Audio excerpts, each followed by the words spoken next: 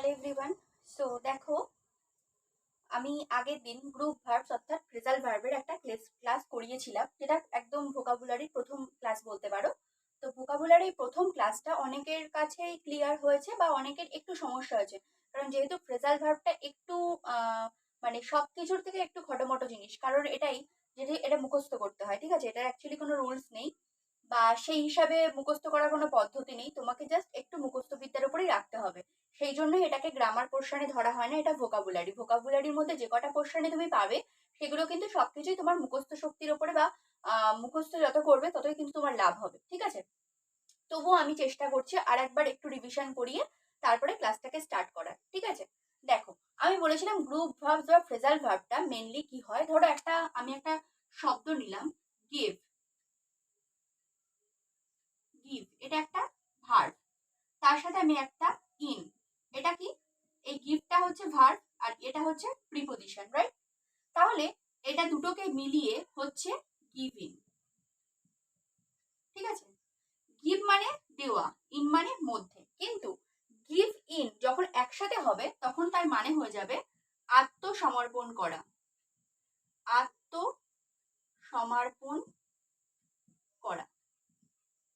তাহলে গিভ মানে কি ছিল, দেওয়া, আর ইন মানে কি ছিল, মধ্যে।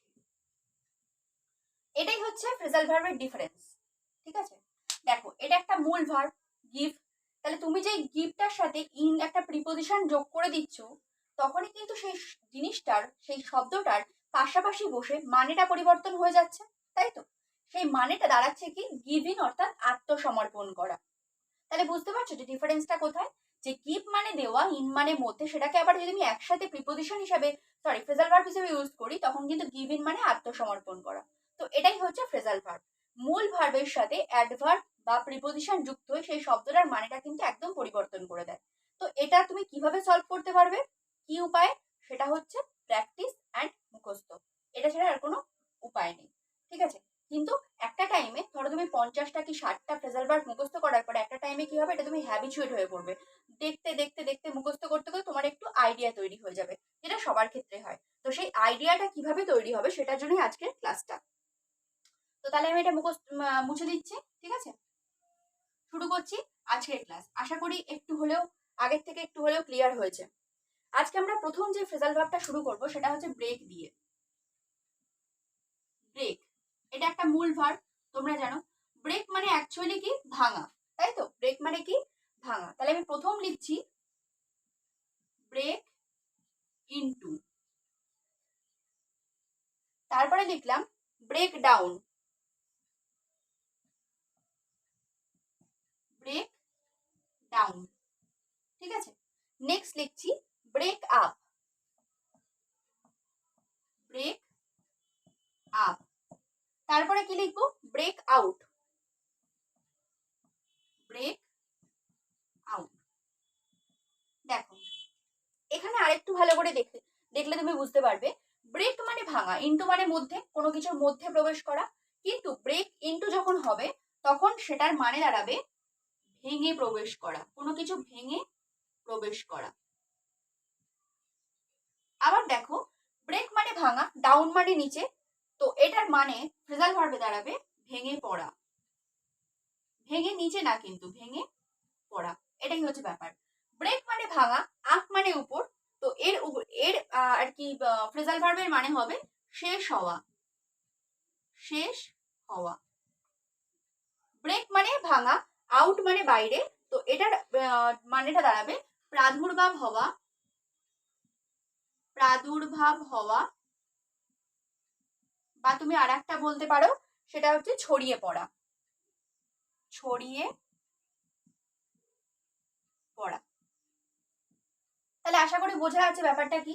ব্রেক ইনটু যখন হলো তখন ভেঙে প্রবেশ করা, ব্রেক ডাউন ভেঙে পড়া, ব্রেক আপ শেষ হওয়া, ব্রেক আউট প্রাদুর্ভাব হওয়া, আর বা ছড়িয়ে পড়া।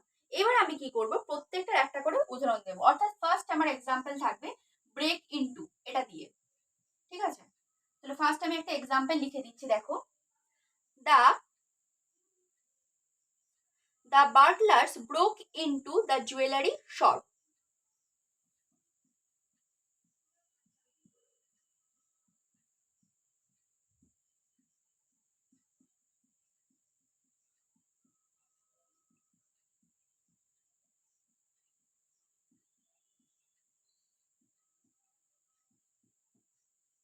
ঠিক আছে, অর্থাৎ ডাকাতরা প্রবেশ করেছিল, ভেঙে প্রবেশ করেছিল জুয়েলার্সি শপের মধ্যে। তাহলে আমি এখানে একটা জিনিস লিখতে পারি, ব্রেক ইনটু অর্থাৎ ভেঙে প্রবেশ করা, তাহলে এর নিয়ারেস্ট মিনিং হতে পারে এন্টায়ার্ড, right?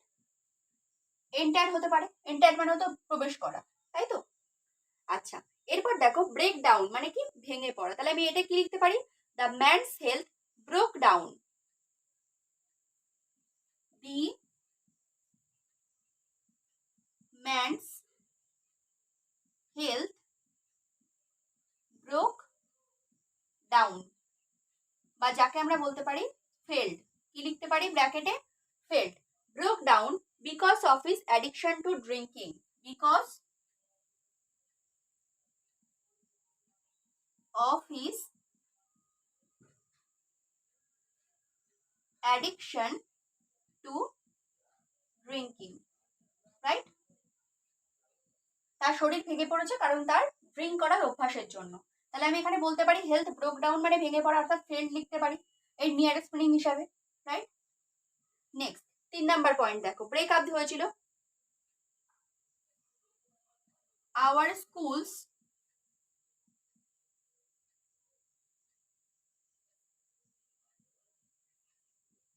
breaks up at 4:30 PM, আমাদের স্কুল শেষ হয় 4:30 সময়। তাহলে ব্রোক আপস এর বিপরীত আমি এখানে একটা নিয়ারেস্ট মিনিং লিখতে পারি যে ক্লোজ, ক্লোজ মানেও তো বন্ধ হওয়া, তাই না?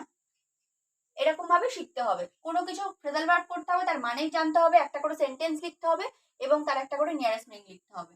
এবার 4 নাম্বার পয়েন্ট দেখো, ব্রেক আউট প্রাদুর্ভাব হওয়া, dengue has broken out once again in Kolkata, dengue has broken out once again in Kolkata.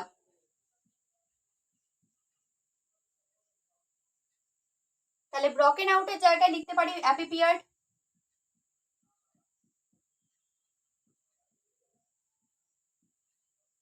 অ্যাপিপিয়ার্ড অর্থাৎ আবির্ভূত হওয়া বা প্রাদুর্ভাব হওয়া, ঠিক আছে?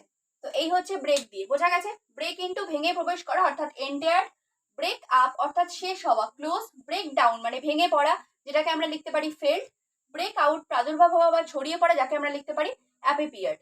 তাহলে প্রথম আমি লিখে দিয়েছি, চারটে এক্সাম্পলও দেওয়া হয়ে গেছে। নেক্সট করব ব্রিং দিয়ে। ব্রিং মানে কি, কোনো কিছু আনা,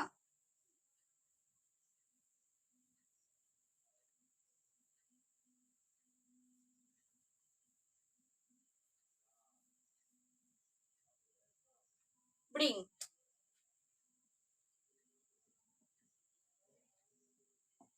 ফার্স্ট লিখলাম ব্রিং আপ, হলো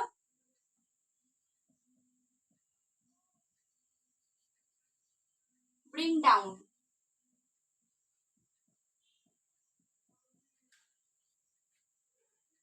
bring about,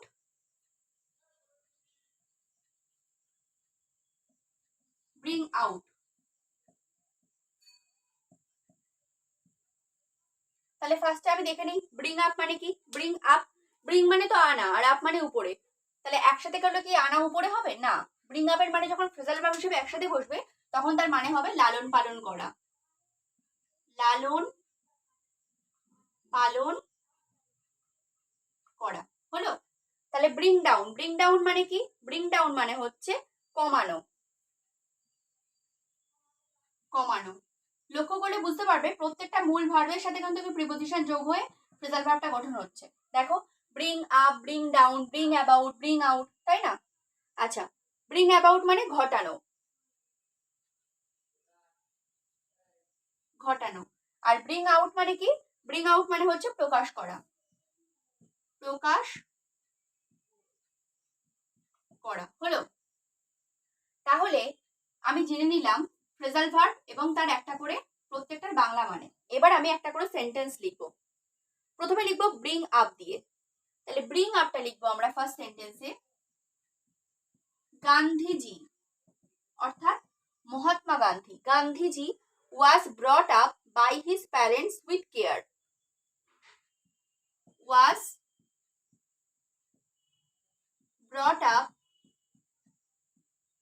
by his parents with care. এবার তুমি জিজ্ঞেস করতে পারো যে এখানে তো ব্রিং আছে, ব্রট কেন হলো? যেহেতু এটা ওয়াজ, আমি আগের দিন বলেছিলাম পাস্ট টেন্সে থাকে, পাস্ট টেন্সে আছে, গান্ধীজি হয়ে গেছিল, তো সেই জন্য এই যে ফর্মটা অর্থাৎ মূল ভার্বের যে ফর্মটা সেটাও কিন্তু চেঞ্জ হয়ে ব্রিংটা চেঞ্জ হয়ে পাস্টে ব্রটে চলে গেছে এবং আপটা আপই বসে গেছে, অর্থাৎ গান্ধীজি ওয়াজ ব্রট আপ, ব্রিংটা চেঞ্জ হয়ে ব্রট হয়েছে। ঠিক আছে, তো ব্রট আপের জায়গায় আমি আরেকটা লিখতে পারি রিয়ার্ড, এটা নিয়ারেস্ট মিনিং আমি লিখতে পারি রিয়ার্ড, লালন পালন করা। Second, bring down, bring down মানে কি? কমানো। The government is trying to bring down the price of onions,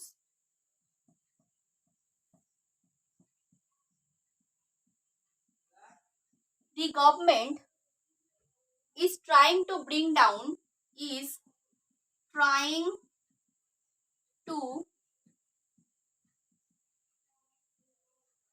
bring down the price of onions, অর্থাৎ পেঁয়াজের দাম কমানোর জন্য চেষ্টা করছে, তাই তো সরকার। তাহলে এখানে একটা জিনিস লক্ষ্য করে দেখতে পাবে, এখানে ব্রিংটা কিন্তু ব্রিংই আছে, কেন? কারণ সেন্টেন্সটা আমি লিখেছি প্রেজেন্ট কন্টিনিউয়াস টেন্সে, অ্যামিজারের পর সাথে ভার্বি, প্রেজেন্ট টেন্সে সেন্টেন্স লিখেছি, তাই জন্য আমি আর ভার্বটাকে চেঞ্জ করলাম না। আগে সেন্টেন্সটা পাস্ট টেন্সে লিখেছিলাম, তাই জন্য ভার্বটাকে চেঞ্জ করলাম। আশা করি ক্লিয়ার হয়ে গেছে। তো আমি এটাকে কমানোর আর একটা নিয়ারেস্ট মিনিং কি হতে পারে? রিডিউস, রিডিউস মানেও তো কমানো। ঠিক আছে, এবার 3 নম্বর এক্সাম্পল দেখো, ব্রিং অ্যাবাউট, ব্রিং অ্যাবাউট মানে কি? ঘটানো। তাহলে আমি লিখতে পারি pride brings about one's downfall, pride brings about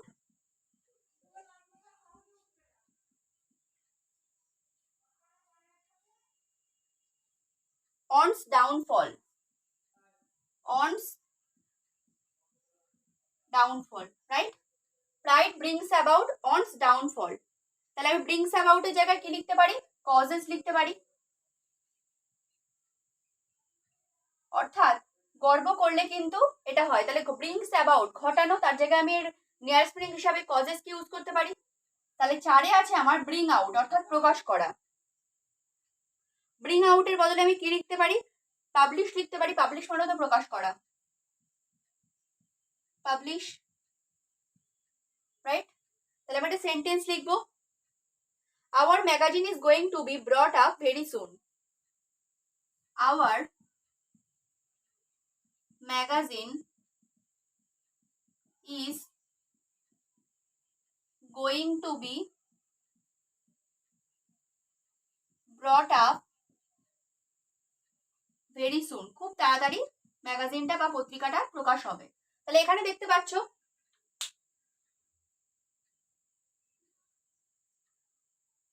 sorry brought up না brought out,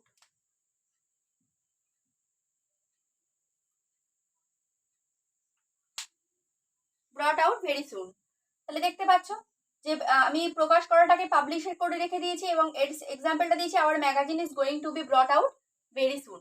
ঠিক আছে, তাহলে এই গেল আমার ব্রিং দিয়ে প্রত্যেকটার মানে এবং একটা করে এক্সাম্পল। তোমরাও খাতায় ঠিক সেম ভাবে এইভাবেই নোটস করবে, এইভাবে করতে থাকলে জিনিসটা বুঝতেও সহজ হবে, যখন একটা করে এক্সাম্পল দেবে তখন তার কনসেপ্টটা ক্লিয়ার থাকবে যে এই জন্য এই কাজে আমি এটা লিখছি। এবং অবশ্যই অবশ্যই নিয়ারেস্ট মিনিং জানবে, নিয়ারেস্ট মিনিং দিয়ে ফ্রেজাল ভার্ব মুখস্থ করা কিন্তু অনেক সহজ হয়।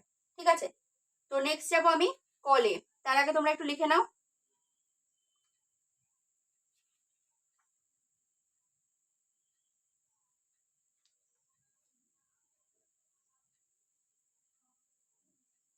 মুছে দিলাম।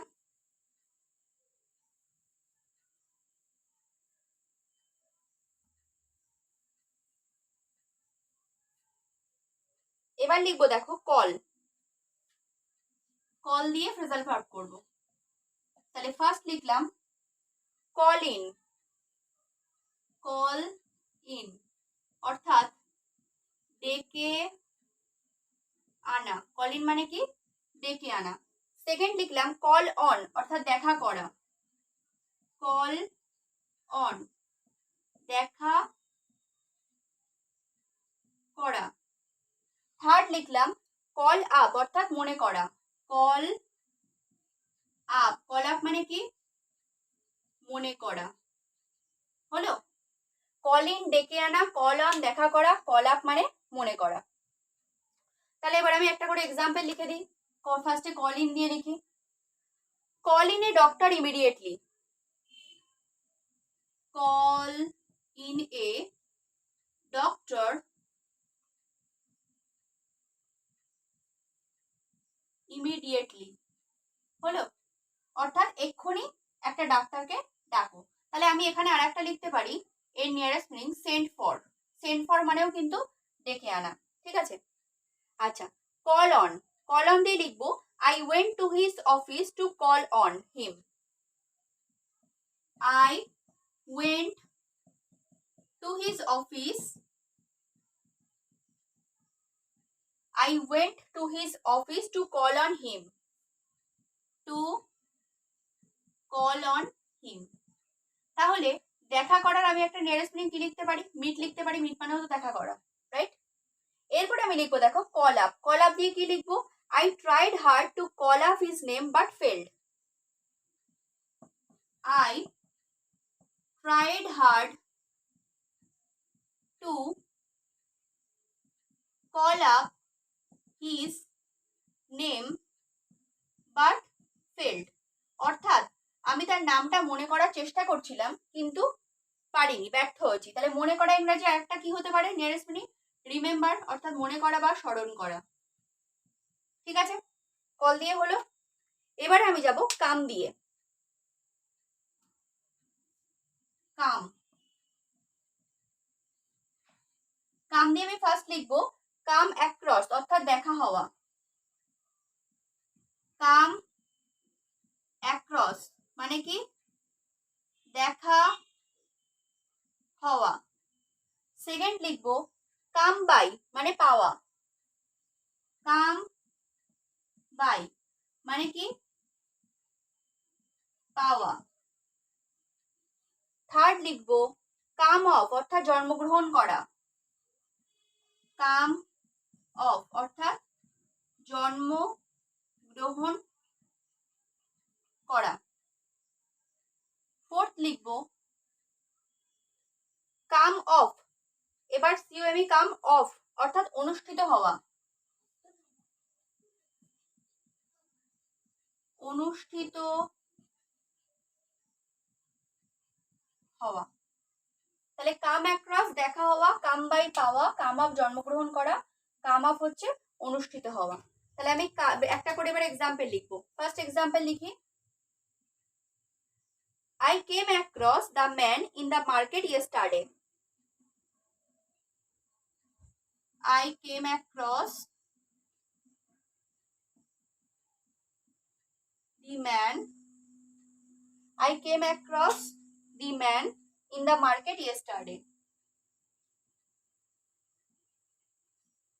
market yesterday। যেহেতু গতকাল হয়ে গেছে ঘটনাটা, সেই জন্য আমি কামটাকে চেঞ্জ করে এর পাস্ট অর্থাৎ কেম করে দিয়েছি। ঠিক আছে, নেক্সট দেখো কাম বাই দিয়েছে পাওয়া, তাহলে আমি লিখবো it is difficult to come by this old books now, it is difficult to come by these old books now, these old books now, এই পুরনো বইগুলো এখন পাওয়া কিন্তু দুঃসাধ্য ব্যাপার। কাম অফ অর্থাৎ জন্মগ্রহণ করা, Rabindranath Tagore came of a rich family, Rabindranath Tagore came of a rich family. তাহলে যেহেতু রবীন্দ্রনাথ টেগোরের সম্বন্ধে বলা হয়েছে জন্মগ্রহণ করার কথা, সেহেতু কামটা অবশ্যই কেম হয়ে যাবে, পাস্টে গিয়ে অবশ্যই চেঞ্জ হয়ে যাবে, কামটা কেম হয়ে গেছে এই জন্য। এরপর আছে কাম অফ, অনুষ্ঠিত হওয়া। Our annual school sports are coming off soon. Our annual school sports are coming off soon, অর্থাৎ খুব শীঘ্রই আসছে। এবার আমি নিয়ারেস্ট মিনিং গুলো বলবো। দেখো, দেখা হওয়ার নিয়ারেস্ট মিনিং কি হতে পারে? অবশ্যই মেট হতে পারে। মেট মানেও দেখা করা, এমইটি। আচ্ছা, কোনো কিছু পাওয়ার কি হতে পারে? গেট মানে পাওয়া। এই যে এখানে লিখে দিলাম গেট, গেট মানে পাওয়া। জন্মগ্রহণ করা, এটা তো আমরা জানি, বর্ন, বর্ন মানে জন্মগ্রহণ করা। এখানে হবে was born of, was born of. ঠিক আছে, বোর্ডের পাস্ট হবে অবশ্যই, কারণ যেহেতু হয়ে গেছে জিনিসটা, জন্মগ্রহণ করেছে অলরেডি। আচ্ছা, কাম অফ, অনুষ্ঠিত হওয়া, তাহলে এটা কি হবে? অবশ্যই taking off, taking off, taking off, taking place. এখানে কাম অফ আছে, এখানে টেকিং প্লেস, অর্থাৎ কি? অনুষ্ঠিত হওয়া। ঠিক আছে, তো কল হয়ে গেল, কাম হয়ে গেল। এবার আমরা করব ফল দিয়ে।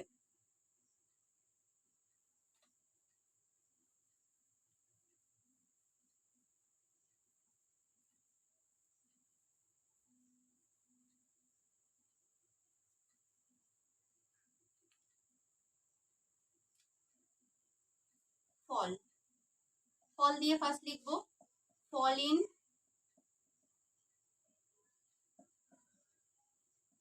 Fall out,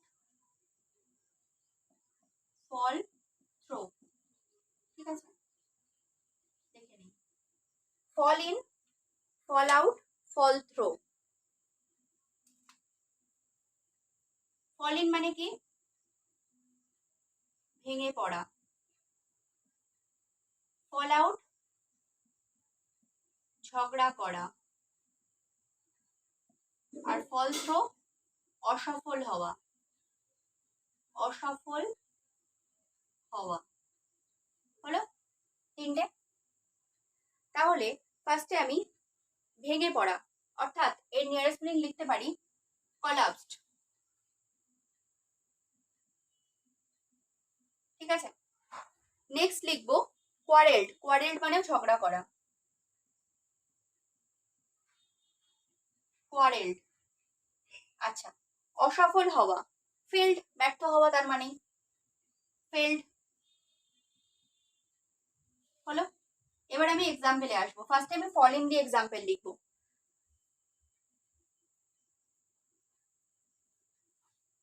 The office building fell in the recent earthquake.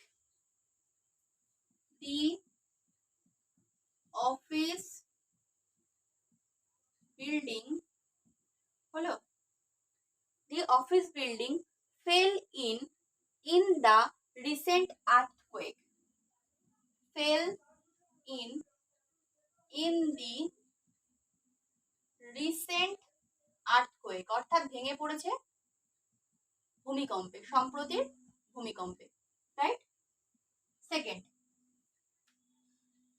Fall out দিয়ে, the sons of the old man fell out, the sons of the old man fell out। ঠিক আছে, ফলটা এখানে যেমন ফেল হয়ে গেছে, অর্থাৎ ভেঙে পড়ে গেছে, তেমন এখানেও দেখো ফলটা ফেল হয়ে গেছে। কেন? the sons of the old man fell out over their property, যেহেতু পাস্টে আছে, over their property। ঠিক আছে, নেক্সট যাচ্ছি তিনে, ফল থ্রো, অসফল হওয়া। our plans fell through because of lack of effort। our plans, আবার দেখো ফলটা চেঞ্জ হয়ে ফেল হয়ে যাচ্ছে, fall through because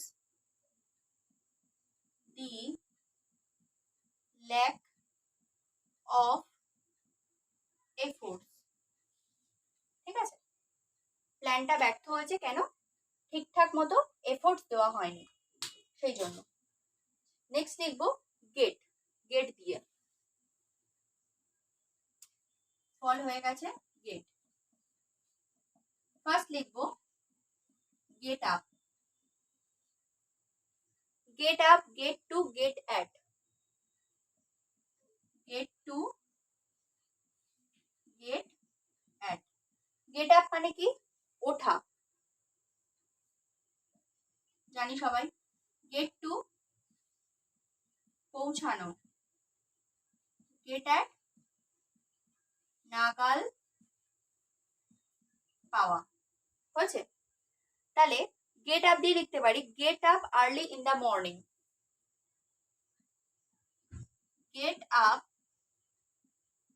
early in the morning, অর্থাৎ সকাল সকাল ঘুম থেকে ওঠো। তো গেট আপকে আমি আর একটা নিয়ারেস্ট মিনিং দিতে পারি, সেটা হচ্ছে রাইজ, রাইজ মানেও কিন্তু ওঠা। আচ্ছা, গেট টু, গেট টু মানে পৌঁছানো, তাহলে আমরা এটা লিখতে পারি leave your home early to get your destination in time, leave your home early to get your destination in time, হলো? Leave your home early to get to your destination in time. তো পৌঁছানোর আর একটা nearest meaning কি হতে পারে? Rich লিখতে পারি, rich মানেও তো পৌঁছানো, REACH। আচ্ছা, গেট অ্যাট মানে কি? নাগাল পাওয়া। তাই লিখতে পারি the little boy could not get at the little boy could not get at the upper branches of the tree, অর্থাৎ বড় গাছের ডালটা সে ছোট ছোটটা নাগাল পাচ্ছিল না।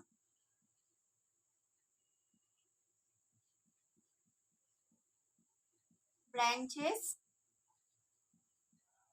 অফ দি ট্রি, হলো? আচ্ছা, তাহলে নাগাল পাওয়াকে আমি কি বলতে পারি? সেম, রিচ মানে পৌঁছানো বা নাগাল পাওয়া, এক্ষেত্রে আমি রিচই লিখতে পারি, হলো? তাহলে আজকে হলো ব্রেক, ব্রিং, কল, কাম, ফল দিয়ে, গেট দিয়ে, এবার যাবে গিভ, এবার দেব গিভ আর গো দিয়ে, গিভ আর গো করালে আর সেই ক্লাসটা আমি এড করবো, ঠিক আছে? প্রত্যেকটা ফ্রেজাল ভার্ব মানে এবং এক্সাম্পল খাতায় লিখে রেখে মুখস্থ করবে, দেখবে ইজি হবে। নেক্সট দেখো গিভ, গিভ দিয়ে ফার্স্টে লিখতে পারি গিভ অ্যাওয়ে, হলো? অর্থাৎ বিতরণ করা, অর্থাৎ বিতরণ করা। নিয়ারেস্ট মিনিংটা ততক্ষণে ভাবতে থাকো, খুবই সহজ। গিভ আপ পরিত্যাগ করা, গিভ আপ পরিত্যাগ করা, হলো? তিনে কি লিখতে পারি? গিভ অফ নির্গত হওয়া, নির্গত হওয়া। তাহলে গিভ অ্যাওয়ে বিতরণ করা কি লিখতে পারি? আর একটা নিয়ারেস্ট মিনিং ডিস্ট্রিবিউটেড, হলো? পরিত্যাগ করাকে আমরা কি লিখতে পারি? শন লিখতে পারি, SHUN, শান। আর এটা কি লিখতে পারি? এমিটিং মানে নির্গত হওয়া। তাহলে ফার্স্টে গিভ অ্যাওয়ে দিয়ে একটা বাক্য দেখি। He gave away dresses to poor people on his birthday. He gave away his dresses. He gave away his dresses to poor people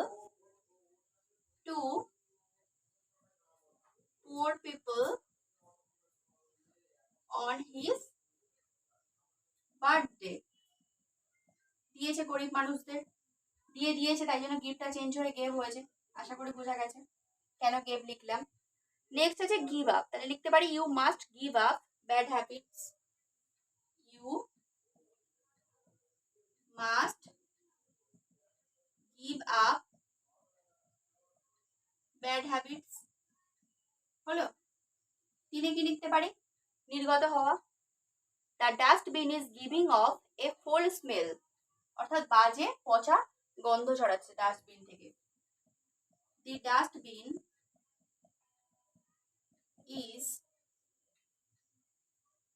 giving off a foul smell,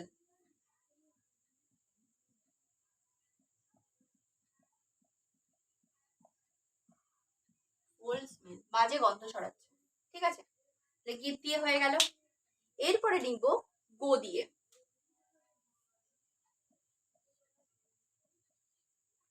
গো দিয়ে লিখতে পারি গো আফটার, পিছু নেওয়া। গো after মানে কি?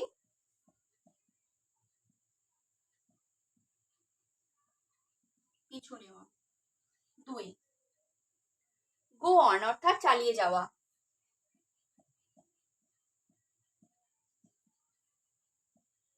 চালিয়ে যাওয়া। 3 লিখতে পারি গো দিয়ে গো আপ অর্থাৎ বৃদ্ধি পাওয়া।